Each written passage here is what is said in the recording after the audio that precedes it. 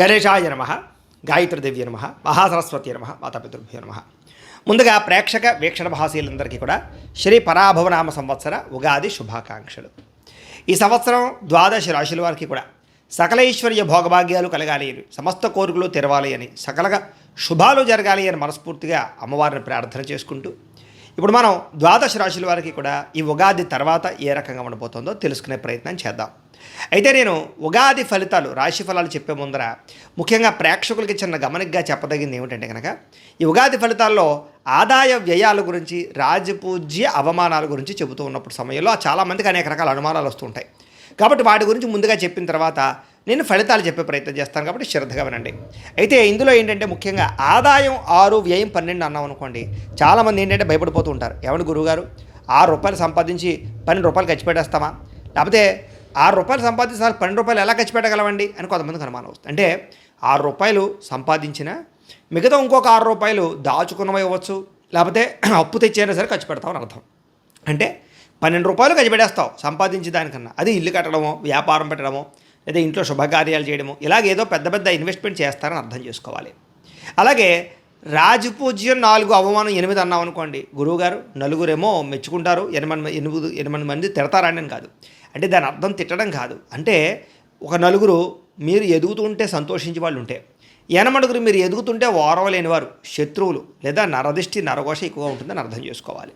కాబట్టి ఈ రకంగా ద్వాదశ రాశుల వరకు కూడా ఈ విషయాన్ని ముందుగా అర్థం చేసుకోవాల్సిందిగా తెలియజేస్తూ ఇప్పుడు మనం ముఖ్యమైనటువంటి ద్వాదశ రాశుల వారి యొక్క సంవత్సర ఫలితాలు ఎలా ఉన్నాయో తెలుసుకునే ప్రయత్నం చేద్దాం. ఇక మీనరాశి వారికి సంబంధించినటువంటి పరాభవనామ సంవత్సర ఉగాది ఫలితాలు ఎలా ఉన్నాయో చూద్దాం. అయితే ఎవరెవరి మీనరాశిలోకి వస్తారయ్యా అన్నట్లయితే కనుక, పూర్వాభాద్ర నక్షత్రం 4వ పాదం వారు, ఉత్తరాభాద్ర నక్షత్రం 1, 2, 3, 4 పాదాల వారు, రేవతి నక్షత్రం 1, 2, 3, 4 పాదాల వారు కూడా ఈ మీనరాశిలోకి వస్తారు. కాబట్టి మీనరాశిని చూసుకోండి. ఇక పేరును బట్టి చూసుకునేటటువంటి వారు, మీ పేరులో మొట్టమొదటి అక్షరం కనుక ది, దు, షియం, జ, ధ, దే, దో, చ, చి ఈ అక్షరాలతో మీ పేరు ప్రారంభమైతే మీ అందరిది కూడా మీనరాశి అవుతుంది. కాబట్టి మీనరాశిని చూసుకోండి. ఈ సంవత్సరం మీకు ఆదాయం 14, వ్యయం 11గా కనపడుతుంది. అంటే బాగా డబ్బులు సంపాదించగలుగుతారు, కానీ ఖర్చు కూడా సమానంగా కనపడుతోంది. అయితే దాచే వ్యవహారం, ఇన్వెస్ట్మెంట్ చేసే అవకాశాలు, పాలసీలు కట్టే అవకాశాలు, భూములు కొనే అవకాశాలు, బంగారం మీద కానీ లేదా షేర్లో కానీ డబ్బులు పెట్టే అవకాశాలు ఎక్కువ ఉన్నాయి. కాబట్టి షేర్లో డబ్బులు పెట్టేటువంటి మాత్రం జాగ్రత్త తీసుకోండి, జాగ్రత్త. ఇక ఈ రాజపూజ్యం 7గా కనపడుతోంది, అవమానం 2గా కనపడుతుంది. ఈ సంవత్సరం ప్రజలు మెచ్చుకునే వాళ్ళు బాగా పెరుగుతున్నారు, మిమ్మల్ని ఇష్టపడేవాళ్ళు, బాగా ప్రేమించేటటువంటి వారు, మీకు సపోర్ట్ చేసేవారు, మీరు ఎదుగుతుంటే ఆనందించేవాళ్ళు బాగా పెరుగుతున్నారు. అలాగే మిమ్మల్ని ఇబ్బంది పెట్టేవారు, శత్రువులు చాలా శాతం తగ్గుతున్నారు. కాబట్టి ఈ సంవత్సరం ప్రజా ఆదరణ బాగా కనపడుతుంది అని చెప్పచ్చు. ఇక ఈ సంవత్సరం మీ గోచారం చూసుకున్నట్లయితే కనుక, గురుడు జూన్ 1వ తారీఖు దాకా కూడా చతుర్థ స్థానంలో సంచరించి జూన్ 2వ తారీఖు నుంచి పంచమ స్థానంలో సంచారం చేస్తూ ఉన్నాడు. శని ఈ సంవత్సరం అంతా కూడా జన్మస్థానంలోనే సంచారం చేస్తున్నాడు. రాహుకేతువులు డిసెంబర్ 5వ తారీఖు దాకా కూడా జన్మ సప్తమ స్థానంలో సంచారం చేసి డిసెంబర్ 6వ తారీఖు నుంచి ద్వితీయ అష్టమ స్థానంలో సంచారం చేస్తూ ఉన్నారు. ఈ కారణంగా ఈ సంవత్సరం మీకు ఎలా ఉండబోతుందయ్యా అన్నట్లయితే కనుక, కొంచెం ఇబ్బందికరమైన వాతావరణము, ప్రతికూలమైన పరిస్థితులు ఉన్నాయి. కారణం ఏంటంటే ఏలినాడు శని జన్మలో ఉన్నాడు కాబట్టి ఎక్కువగా ఇబ్బంది పెడుతూ ఉన్నాడు. కాబట్టి ఈ సంవత్సరం తప్పుడు నిర్ణయాలు తీసుకోవడం మంచిది కాదు. గొడవల జోలికి వెళ్ళకండి, ఆరోగ్యం పట్ల జాగ్రత్త తీసుకోండి, డబ్బుల విషయంలోనూ ఖర్చుల విషయంలోనూ జాగ్రత్త తీసుకోండి, కుటుంబ విషయాల్లో కానీ లేదా ప్రేమ కలాపాలు, కామ కోరికల విషయంలో జాగ్రత్త తీసుకోండి. ఈ సంవత్సరం అంతా కూడా ప్రతి విషయంలోనూ జాగ్రత్త తీసుకోవాలి. ఈ సంవత్సరం ప్రైవేటు ఉద్యోగస్తులకి ఉద్యోగ గండాలు, ఉద్యోగం పోతుందనే భయాలు, లేదా సాఫ్ట్వేర్ ఇంజనీర్లు ఉండేటువంటి వారికి ఈ యొక్క బెంచ్ మీదకి వచ్చేటువంటి పరిస్థితులు, ప్రాజెక్టులు సరైన రాకపోవడం లాంటివి సమస్యలు కనపడుతున్నాయి. ఉద్యోగాలు మారడం కానీ, కంపెనీలు మారడం కానీ, వాటి వల్ల ఇబ్బందులు తలెత్తడం కానీ, మెంటల్ టెన్షన్లు కానీ, పని ఒత్తిడి అధికం అవ్వడం కానీ, అనుకున్నంత ఇంక్రిమెంట్లు, ప్రమోషన్లు, జీతాలు లేకపోవడం కానీ సమస్యలు కనపడుతున్నాయి. జాగ్రత్తగా ఉండాలి. ఇక గవర్నమెంట్ ఉద్యోగస్తులు కూడా ఉద్యోగంలో సమస్యలు కనపడుతూ ఉన్నాయి. ఉద్యోగపరంగా సమస్యలు ఇరుక్కోవడం కానీ, విజిలెన్స్లో ఇది దొరకడం కానీ, లేదా లంచాల వల్ల దొరకడం కానీ, ఉద్యోగ కార్యాలయాలు ఇతరుల మీ మీద ఏదో ఒక రకమైనటువంటి ఇబ్బంది తలెత్తడం కానీ చేసే అవకాశాలు, కంప్లైంట్ ఇచ్చే అవకాశాలు జాగ్రత్తగా ఉండాలి. ఈ సంవత్సరం ప్రమోషన్లు కానీ లేదా స్థాన బదిలీలు కానీ, అనవసరమైన ప్రదేశాలకి స్థాన బదిలీలు, అనవసరమైనటువంటి వ్యామోహాలు కనపడుతున్నాయి. జాగ్రత్తలు తీసుకోండి. అలాగే నిరుద్యోగులు కూడా ఈ సంవత్సరం ఉద్యోగపరంగా సమస్యలు, సరైన ఉద్యోగ అవకాశాలు రాక ఇబ్బందులు, లేదా ప్రభుత్వ ఉద్యోగం కోసం ప్రయత్నం చేస్తూ ఉండేవారికి చివరిదాకా వచ్చి చేజారిపోయే పరిస్థితులు, తక్కువ మార్కుల్లోనే లేదా దానికి సంబంధించి ఎగ్జామినేషన్స్లో విఫలం అవడాలు కనపడుతున్నాయి. కాబట్టి జాగ్రత్తగా ఉండండి. ఒకసారి జాతకం చూపించుకోండి. ఎందుకంటే జాతకంలో ఉండే లగ్నాన్ని బట్టి ఏ గ్రహాలు ఎక్కడ ఉన్నాయో, ఏ దశలు నడుస్తాయో తెలుస్తుంది. దాన్ని బట్టి మనకి ఏదైనా దోషం ఉంటే వాటికి పరిహారాలు చేయించుకుంటే సులువుగా మనకి ఈ సంవత్సరం అంతా కూడా అనుకున్న పనులు జరుగుతాయి. కాబట్టి అది ఉద్యోగస్తులకే కాదు, వ్యాపారస్తులకి వివాహం కానీ వివాహం కోసమైనా, సంతానం కోసమైనా, వ్యాపారం కోసమైనా, డబ్బుల కోసమైనా, దేనికోసమైనా సరే జాతకం చూపించుకోవాలి. మమ్మల్ని సంప్రదిస్తే మేము జాతకం చూస్తాం. కాబట్టి తద్వారా జాగ్రత్తలు తీసుకుంటున్నట్లయితే కనుక ఈ సంవత్సరం గోచారం కూడా బాగోలేదు కాబట్టి ఖచ్చితంగా మీరు జాగ్రత్తలు తీసుకుని ఎదురుకు వెళ్తేనే మంచిది. తద్వారా మీరు ప్రభుత్వ ఉద్యోగాలు పొందగలుగుతారు. ఇక విదేశాల ఉద్యోగ ప్రయత్నాలు చేసే వాళ్ళందరూ కూడా ఒడిదుడుకులు బాగా ఉన్నాయి. ఉద్యోగాలు వచ్చినట్టు వచ్చి పోవడం కానీ, పార్ట్ టైం జాబులు చేసేవారికి సరైన అవకాశాలు లేకపోవడం కానీ, పర్మనెంట్ అవ్వకపోవడం కానీ, గ్రీన్ కార్డ్ ఇష్యూస్ కానీ, H1B వీసాలు పికప్ అవ్వకపోవడం లాంటి సమస్యలతో పాటుగా ఉద్యోగ సమస్యలు బాగా వెంటాడుతూ ఉంటాయి. సరైన ఉద్యోగ అవకాశాలు రాక ఇబ్బందులు పడుతూ ఉంటారు విదేశాల్లో ఉండేవారు. జాగ్రత్త. ఈ సంవత్సరం విద్యార్థులు కూడా చదువు పట్ల ఏకాగ్రత తగ్గడము, శ్రద్ధ తగ్గడము, బద్ధకము పెరగడంతో పాటుగా అనుకున్నన్ని మార్కులు రాకపోవడము, ర్యాంకులు రాకపోవడము, నిస్తేజము, ఎగ్జామ్స్లో ఫెయిల్ అయ్యే అవకాశాలు కొంతమంది కనపడుతూ ఉన్నాయి.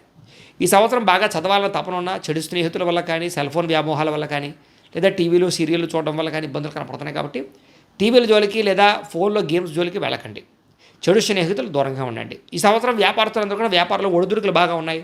అంతంత మాత్రమే వ్యాపార లాభాలే కనపడుతున్నాయి. కాబట్టి వ్యాపారంలో చాలా జాగ్రత్తగా నిర్ణయాలు తీసుకోవాలి. పెట్టుబడులు పెట్టేటప్పుడు జాగ్రత్త తీసుకోవాలి. అలాగే మీ కింద పనిచేసే వాళ్ళతో జాగ్రత్తగా మెలగాలి. కస్టమర్స్తో ఇంకా జాగ్రత్తగా మెలగాలి.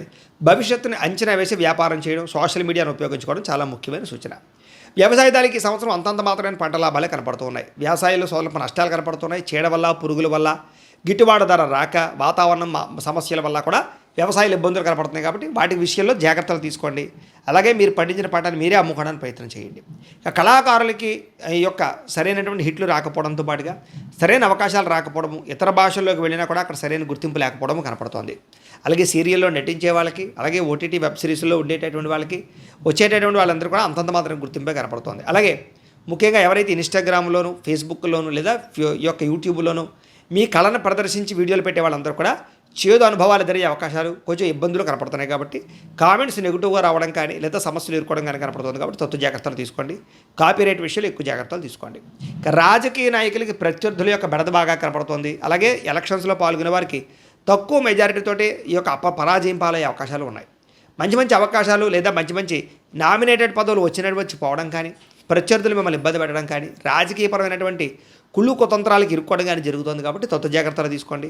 ప్రజా వ్యతిరేకత ఎక్కువగా ఉంది కాబట్టి ప్రజల్లో బాగా మాట్లాడడానికి, ప్రజల సేవ చేయడానికి, ప్రజల దగ్గర అవడానికి ప్రయత్నం చేయండి.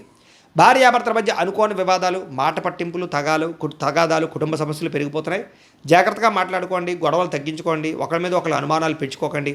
జాగ్రత్తగా వ్యవహారం చేయండి. ఈ సంవత్సరం ప్రేమికుల మధ్య కూడా అనుమానపు ఆలోచనలు, గొడవలు, విడిపోవడాలు, బ్రేకప్స్ కనపడుతున్నాయి. కాబట్టి ప్రేమికులు జాగ్రత్తగా ఉండాలి. కొత్తగా ఎవరైనా ప్రపోజ్ చేసినా కూడా మీకు రిజెక్ట్ అయ్యే అవకాశాలు ఎక్కువ కనపడుతున్నాయి. అలాగే ఇంట్లో మీ ప్రేమ గురించి చెప్పినా కూడా ఒప్పుకోకపోవడము, లేదా అనేక సమస్యలు, గొడవలు జరగడము, తప్పుడు వివాహాలు జరగడం జరిగే అవకాశం ఉంది. కాబట్టి తత్తు జాగ్రత్తలు తీసుకోండి. ఆచితూచి వ్యవహరించండి. ఈ సంవత్సరం వివాహ ప్రయత్నాలు చేసే వాళ్ళందరూ కూడా వివాహం విషయంలో ఆటంకాలు కనపడుతూ ఉన్నాయి. సంబంధాలు కుదిరి ఆలస్యం అవడం కానీ, వెనక్కి వెళ్ళడం కానీ, సరైన సంబంధాలు రాకపోవడం, వచ్చిన దాన్నే కాంప్రమైజ్ అవ్వడం వల్ల ఇబ్బందులు కనపడుతున్నాయి. కాబట్టి ఖచ్చితంగా జాతకం చూపించుకోండి. పరిహారాలు చేయించుకుని వివాహం చేయించుకోండి. ఇక సంతానం కోసం ప్రయత్నం చేసేవారికి జాగ్రత్తగా ఉండాలి. న్యాచురల్గా సంతానం కోసం ప్రయత్నం చేసేవారికి ఆపరేషన్లు అయ్యే అవకాశాలు, ఐవీఎఫ్ ట్రీట్మెంట్ చేసుకునే వాళ్ళకి, మెడిసిన్ వాడే వాళ్ళకి మిస్క్యారీల అవకాశాలు ఉన్నాయి. కాబట్టి జాగ్రత్త. ఈ సంవత్సరం విదేశీ ప్రయాణాలు వాయిదా వేసుకోవడం మంచిది. వీసాలు రిజెక్ట్ అవ్వడం కనపడుతుంది. విదేశాలు వెళ్ళినా కూడా అక్కడ వాతావరణం కలవక కానీ, లేదా ఉద్యోగ అవకాశాలు రాక ఆర్థిక ఇబ్బందులతో ఇబ్బంది పడే అవకాశం ఉంది. కొంచెం వాయిదా వేసుకోవడం మంచిది. ఈ సంవత్సరం కొత్తగా ఇల్లు కట్టాలనుకున్నా, కొనాలనుకున్నా మాత్రం అవకాశాలు బాగా కనపడుతున్నాయి. కానీ ధన నష్టం కనపడుతుంది. అలాగే తక్కువ ఖరీదు భూముల్ని, తక్కువ ఖరీదు గృహాలు, ఎక్కువ ఖరీదు కొనుగోలు చేసే అవకాశాలు ఉన్నాయి. లోన్ల విషయంలో జాగ్రత్త. పర్మిషన్ విషయంలో జాగ్రత్త. ఈ సంవత్సరం భూ క్రయ విక్రయాలు జరిపే విషయంలో జాగ్రత్త తీసుకోండి. అనవసరంగా భూములు అమ్మితే నష్టపోవడాలు, భూములు కొనేటప్పుడు లిటిగేషన్ భూములు కొనడాలు, లేదా పెద్దల నుంచి సంక్రమించవలసిన భూములు రిజిస్ట్రేషన్ విషయంలో ఆటంకాలు కనపడుతున్నాయి. కోర్టు వివాదాలు పరిష్కారం అవ్వకపోవడం మీకు మనశ్శాంతి మనశ్శాంతి లేకుండా చేస్తుందని చెప్పచ్చు. కోర్టు వివాదాలన్నీ కూడా వాయిదా పడిపోవడం, లేదా తేలకపోవడం, లేదా అపజయాలు పాలయ్యే అవకాశాలు కనపడుతున్నాయి. ఆరోగ్య విషయంలో జాగ్రత్త తీసుకోండి. దీర్ఘకాలిక రోగాలు, మెడ నొప్పులు, నడు నొప్పులు, కాళ్ళ నొప్పులతో పాటుగా అనవసరమైనటువంటి శస్త్రచికిత్స అవకాశాలు కనపడుతున్నాయి. ప్రమాదాలు, వాహన ప్రమాదాలు ఉన్నాయి. జాగ్రత్తగా తీసుకోండి. ఈ సంవత్సరం బయట ఫుడ్ తినడం మానేయండి. మితాహారం తీసుకోండి. సమయానికి భోజనం చేయండి. రాత్రి తొందరగా పడుకోండి. అప్పుల విషయంలో జాగ్రత్త తీసుకోండి. మితిమీరిన రుణాలు మిమ్మల్ని ఇబ్బంది పెడుతున్నాయి ఈ సంవత్సరం. కాబట్టి అవసరమైతే రుణాలు చేయడానికి ప్రయత్నం చేయండి. ఈ సంవత్సరం రుణాలు అయితే మాత్రం మంజూరు అవుతాయి. వ్యాపారం విషయంలోనూ, పిల్లల పెళ్లిళ్ళ విషయంలోనూ, పిల్లల యొక్క చదువుల విషయంలోనూ, లేదా ఈ గృహం కొనడం కోసం వాటి కోసం చేసే అప్పులు పర్లేదు. కానీ మిగతా దుబారా ఖర్చుల కోసం చేసే రుణాల వల్ల ఇబ్బందులు పడతారు. జాగ్రత్తగా ఉండండి. ఈ సంవత్సరం వాహన ప్రమాదాలు ఉన్నాయి. జాగ్రత్త. వాహనాల మీద దూర ప్రయాణాలు చేయకండి. అలాగే కొత్తగా వాహనాలు కొనుగోలు చేసేటప్పుడు, అమ్మేటప్పుడు, కొనేటప్పుడు జాగ్రత్త. తక్కువ ఖరీదు వస్తువులు ఎక్కువ ఖరీదు కొనుగోలు చేసే అవకాశాలు ఉన్నాయి ఈ సంవత్సరం. అలాగే నూతన వాహనాలు కొనుగోలు చేయొచ్చు. అయితే ప్రయాణాలు చేసే విషయంలో కూడా జాగ్రత్త తీసుకోండి. ఈ సంవత్సరం దూర ప్రయాణాలు, విహారయాత్రలు, తీర్థయాత్రలు చేయడానికి మాత్రం అవకాశం ఉంది. అలాగే కుటుంబ సభ్యులతో చేసే ప్రయాణంలో సౌఖ్యము, ఆనందము కనపడుతోంది. ఈ సంవత్సరం శారీరక కోరికలు, ప్రేమ కలాపాలు, కామ కోరికలు, బయట వ్యక్తులను కలవడాలు కనపడుతున్నాయి కాబట్టి అలాంటివి తగ్గించుకునే ప్రయత్నం చేయండి. లేకపోతే కనుక రిస్కులు కనపడుతున్నాయి ఈ సంవత్సరం.